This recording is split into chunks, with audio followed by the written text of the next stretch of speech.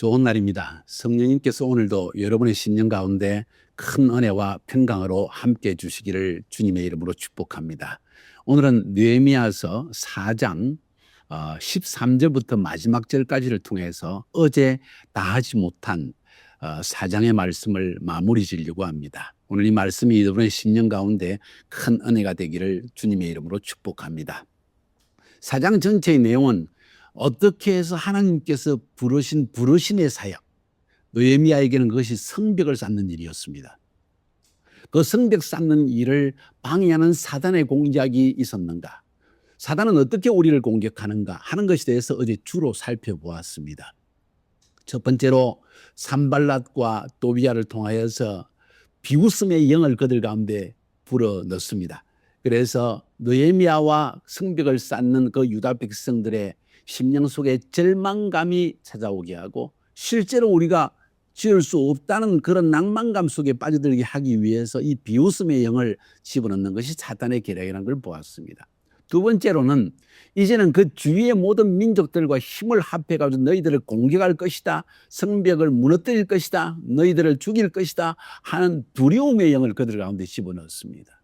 그래서 그 두려움 때문에 이 느헤미야와 그리고 이 성벽을 쌓는 유다 백성들이 손을 놓고 우리 할 수 없다, 우리 먼저 저들을 막아야 되겠다 하는 마음에 사로잡히도록 두려움의 영을 집어넣는 것이 사단의 계략이라는 걸 보았습니다.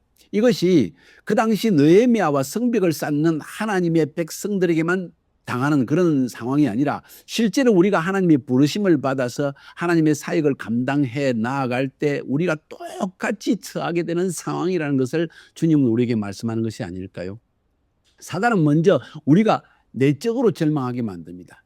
그래서 외부적으로 비웃음을 주고 두려움을 주는 일을 합니다. 그래서 결국은 우리 안에 절망의 영이, 두려움의 영이 싹트게 해가지고 내부적으로 무너지게 하는 것이 바로 내 자신이 포기하게 말도록, 내가 절망하여서 스스로 포기하도록 만드는 것이 사단의 전략이라는 것입니다. 싸워보기 전에 먼저 우리의 심령 속에 역사하는 것입니다. 부정적인 마음, 두려운 마음, 절망적인 마음, 안 된다는 마음, 이런 마음들을 심어넣어가지고 우리 자신이 스스로 무너지도록 하려는 것이 사단의 가장 중요한 전략 중에 한 가지라는 사실을 어제 배웠습니다. 여러분, 어떤 부르심을 받아서 어떤 삶을 살아가고 있습니까? 주께서 여러분 심령 가운데 강한 마음을 부어주시기를 바랍니다. 자, 이러한 사탄의 외적이고 내적인 공격에 대해서 느헤미야는 어떻게 대처했는가 하는 것을 살펴보는 것은 매우 중요합니다. 어제 살펴보았습니다. 첫 번째로 느헤미야는 기도로 나아갔습니다. 단순히 연약한 기도를 드린 게 아닙니다. 하나님 너무 힘듭니다, 도와주세요, 이게 아닙니다. 그는 하나님의 뜻 안에 굳게 서 있었습니다. 느헤미야는 정말 참된 리더의 모범이라고 저는 말하고 싶습니다. 왜? 그는 하나님의 시간이 70년이 끝나면 자기 백성을 돌이키셔서 민족을 회복시키시고 땅을 회복시키시고 성전을 회복시킨다는 사실을 느헤미야는 알고 있었고, 그 70년의 세월이 이미 약 100년 전에 다 왔다는 것을 알고, 그러니까 이미 약속은 성취되어졌는데도 안 되는 것은 우리가 해야 할 일이 있다는 걸 발견하고, 느헤미야는 성벽을 쌓아야 할 때라는 사실을 깨닫고 부르심을 그는 받고 그 부르심에 순종하는 발걸음을 내딛던 것입니다. 한마디로 말해서 느헤미야는 하나님의 약속의 말씀에 근거한 부르심을 받은 것입니다. 성벽을 쌓는 것이 하나님께서 이 시대에 지금 나에게 주신 부르심이라는 확고한 부르심 위에 서서 느헤미야는 지금 달려가고 있는데, 외적으로 내적으로 어려움을, 반대를, 그리고 공격을 당하고 있는 것입니다. 그때 느헤미야는 이런 산발랏과 또비야 그 주위 사람들, 그리고 이런 사람들의 공격이 단순히 인간적인 공격이나 인간 느헤미야나 유다 백성을 대한 공격이 아니라 하나님을 대적하는 것이라는 사실을 딱 인식합니다, 영적으로. 그래서 그 하나님을 대적하는 자들에 대한 하나님의 심판을 부어달라고 강력한 기도를 드리고 있는 것입니다. 그렇습니다. 리더는 영적으로 보는 눈을 가져야 됩니다. 첫 번째로는 부르심에 확고하게 서 있어야 되고, 하나님이 시킨 일이기 때문에 이건 하나님의 일이요, 이 일을 반대하는 자는 하나님을 대적하는 자라는 분명한 인식, 그래서 믿음으로 하나님 앞에 이러한 대적을 물리쳐달라는 기도를 하고 있는 것, 잘못된 것일까요? 하나님 저들을 축복해 주세요. 이렇게 기도해야 될까요? 저는 그렇게 생각하지 않습니다. 이거는 일종의 영적 전쟁이 지금 벌어진 상황이라는 걸 성경은 우리에게 보여주고 있는 것입니다.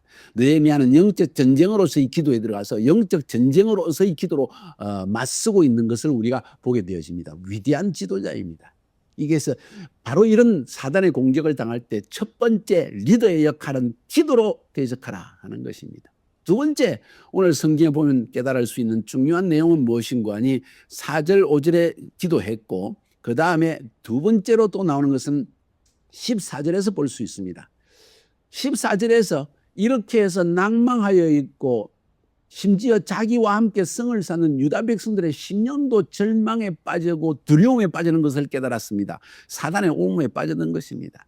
그때 지도자의 역할이 무엇입니까? 느헤미야는 어떻게 대처했습니까? 두 번째 리더의 대처입니다. 그것은 크고 두려우신 하나님을 바라보고 두려워하지 말게 하는 것입니다. 두려움의 영을 쫓아내는 것입니다. 하나님이 시킨 일이라는 확신으로 절망을 이겨내게 하는 것입니다. 그래서 14절에 보니까 내가 돌아본 후에 일어나서 귀인들과 민장과 남은 백성에 고하기를 너희는 저기를 두려워 말고 지극히 크시고 두려우신 주를 기억하라.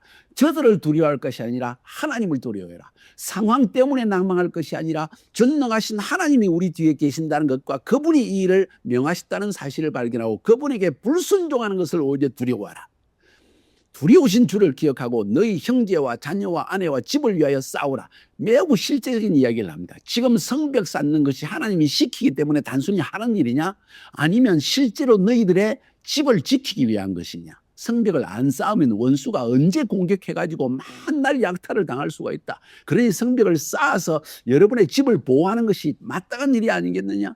이런 이야기를 지금 던지는 것입니다. 느헤미야는 매우 실제적인 사람입니다. 단순히 영적으로 기도만 하고 산속에 들어가서 매일 눈을 맞으면서 밤낮 먹지 않고 기도만 하는 사람이 아니라 그런 백성과 함께 하면서 백성을 두려움에서 일으켜주고 실제적으로 백성에게 도움이 된다는 비전을 던져주고 무엇보다도 그들의 눈길을 환경에서 하나님께로 돌릴 수 있는 지도자였다는 사실, 이것이 굉장히 중요합니다. 오늘날 이런 지도자가 필요합니다. 여러분의 삶에 이런 지도자가 없다고 하면 여러분의 인생은 재앙입니다. 여러분이 두려움에 빠질 때, 낭망에 빠질 때 일으킬 수 있는 리더가 여러분 옆에 항상 있어야만 합니다. 여러분은 항상 리더 옆에 붙어 있어야 돼요. 그러지 않으면 여러분은 무너지게 되어 있는 것입니다. 이것이 두 번째 리더의 역할입니다. 느헤미야는 이 역할을 충성되게 잘 감당한 것을 보게 됩니다. 여러분, 12정탐꾼을 보내었을 때 그중에 10명은 그 땅에 가나안 땅에 들어가서 아낙 자손의 후손인 네피림과 같이 큰 민족들이다. 성은 크고 땅은 우리를 집어삼키는 땅이다. 그들을 보기에 우리는 메뚜기와 같다. 이런 부정적인 보고를 했지 않았습니까? 부정적인 영이 사단이 이 부정적인 믿음이 없는 10명의 정탐꾼을 통해서 이스라엘 백성 300만을 무너뜨리려고 작정한 겁니다. 그때 여호수아와 갈렙은 뭐라고 이야기합니까? 무슨 말이냐? 여호와께서 우리를 기뻐하시면 우리를 그 땅으로 인도하여 들이시고 또 그 땅 백성을 두려워하지도 말라. 그들은 우리의 밥이다. 여호와는 우리와 함께 하신다. 그들을 두려워하지 말라 하면서 두려움의 영을 쫓아내는 여호수아의 갈렙. 바로 이런 모습이 바로 성경이 우리에게 말하고 있는 리더십, 리더의 상이라는 것입니다. 여러분, 이런 리더를 꼭 옆에 두시기 바랍니다. 리더를 따라 다니시기 바랍니다. 리더와 함께 나아가서 비전을 성취하는 여러분이 되기를 바랍니다. 이게 두 번째 부분입니다. 세 번째 부분, 어찌 보면 더 중요한 부분이고 실제적인 부분이라고 볼 수 있는 것은 무엇과 하니 세 번째. 첫 번째는 리더는 기도한다. 그것도 영적 전쟁으로서의 기도를 수행한다. 두 번째 뭐라 그랬죠? 리더는 사람을 상황이 아니라 하나님을 바라보게 한다. 세 번째 리더의 중요한 역할은 현재의 상황에서 최선을 다하라는 것입니다. 느헤미야는 기도만 하지 않았습니다. 가만히 있지 않았습니다. 하나님의 부르심의 일에 본격적으로 들어가면서 게을리하지 않고 성벽은 계속 쌓아나갔습니다. 즉 현 상황에서 최선을 다하는 리더의 모습을 보여주고 있습니다. 9절에 보십시오. 우리가 우리 하나님께 기도하며 기도를 했습니다. 저희를 인하여 파수꾼을 두어 주야로 방비하는데, 이전에는 성벽만 쌓았는데 이제는 따로 사람을 떼가지고 파수꾼을 곳곳에 심어놓습니다. 그 일을 했다는 거야. 최선을 다하는 것입니다. 13절에 보니까 내가 성 뒤 낮고 넓은 곳에 백성으로 그 종족을 따라 칼과 창과 활을 가지고 서게 하였다. 이제는 파수꾼뿐만 아니라 이제는 군병들을 세워가지고 그 성을 성벽 쌓는 일을 지키게 하는 일까지 했다는 것을 13절에 말하고 있습니다. 그 다음 15절부터 마지막 절까지 하는 이야기 무엇입니까? 우리의 대적이 자기의 뜻을 우리가 알았다함을 들으니라. 하나님이 저희의 꾀를 폐하였으므로 우리가 다 성에 들어와서 각각 역사하였는데, 다시 말해서 이제 그들이 막 공격하려는 사실을 느헤미야가 알고 방비한다는 이야기를 들으니까 이 산발락과 도비아와 그 연합한 사람들이 이제 공격하기를 멈췄습니다. 아이고 우리 계획이 드러나 버렸네. 그렇지만 느헤미야는 절대로 힘을 늦추지 않습니다. 방비를 늦추지 않습니다. 방어하는 것을 계속합니다. 최선을 다합니다. 현 상황에서 하나님이 주신 이 일을 성취하기 위해서 할 수 있는 최선을 다하는 이 리더의 모습입니다. 기도만 하고 있지 않고 하나님만 바라보라고 말하지 않고 그 상황에서 최선을 다합니다. 16절 보면 그때부터 이제는 지금까지 일하던 방법을 바꿉니다. 그 방법에 가장 중요한 것이 16절에 나와 있는데, 절반은 일을 하고 절반은 갑옷을 입고 창과 방패와 활을 가졌다. 그 다음에 17절에도 한 손으로 일을 하며 한 손으로 병기를 잡았다. 뭔 이야기입니까? 지금 현재의 상황에서 성만 쌓을 일이 아니라는 것입니다. 모든 사람들이, 성을 쌓는 모든 자가 한 손으로는 일을 하고 한 손에는 창을 딱 잡고 병기를 칼을 잡고, 적군이 쳐들어오면 바로 공격 태세 전쟁에 나가고, 그렇지 않을 때는 일을 하고, 이 양태세를 갖추면서 현재의 상태를 게을리하지 않고 최선을 다하여 일하는 모습을 오늘 본문은 보여주고 있습니다. 누가 이 일을 지시했습니까? 느헤미야가 지시했습니다. 느헤미야가 누구입니까? 리더입니다.